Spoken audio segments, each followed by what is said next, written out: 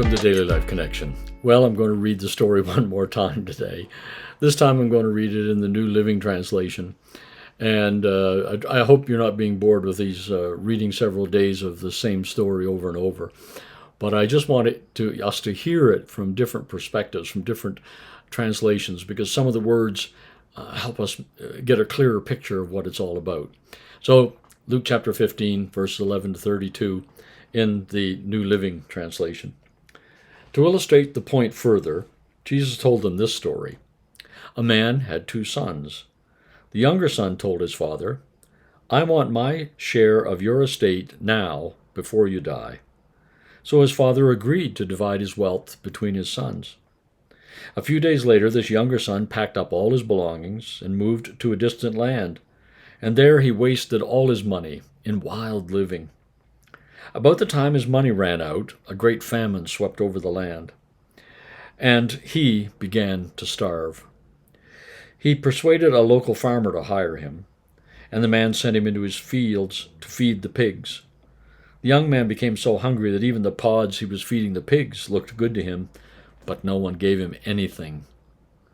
When he finally came to his senses, he said to himself, "At home, even the hired servants have food and to spare, and here I am dying of hunger. I will go home to my father and say, 'Father, I've sinned against both heaven and you, and I'm no longer worthy of being called your son. Please take me on as a hired servant.'" So he returned to his father, and while he was still a long way off, his father saw him coming. Filled with love and compassion, he ran to his son, embraced him, and kissed him. His son said to him, "Father, I have sinned against both heaven and you.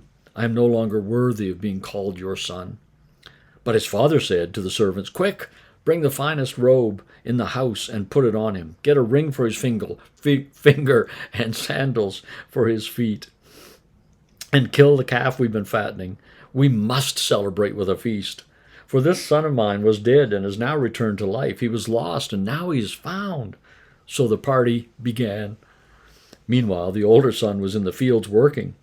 When he returned home, he heard music and dancing in the house, and he asked one of the servants what was going on. "Your brother is back," he told him, "and your father has killed the fattened calf. We are celebrating because of his safe return." The older brother was angry and wouldn't go in. His father came out and begged him. But he replied, "All these years I've slaved for you, and never once refused to do a single thing you told me to. And in all that time, you never even gave me one young goat for a feast with my friends. Yet when this son of yours comes back after squandering your money on prostitutes, you celebrate by killing the fattened calf." His father said to him, "Look, dear son, you have always stayed by me, and everything I have is yours. We had to celebrate this happy day.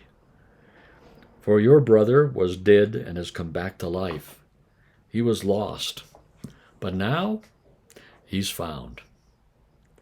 May God bless the reading of his word today as we again focus on this amazing story Jesus told. I'd like to just challenge you today to think about what are the 3 main things that have stood out to you in this story that we've covered. This is day 77. That's a good place to stop. It's a good number, isn't it? So I think we'll end this whole series on the Luke chapter 15 story right here. Just encourage you to think about what are the 3 things that really stand out to you from this story. And I'd love for you to put them down below in the comments so that we can all see together what God has been showing us as we walk through this story together. Thank you for hanging in there with me through it all. Thank you for your support and encouragement.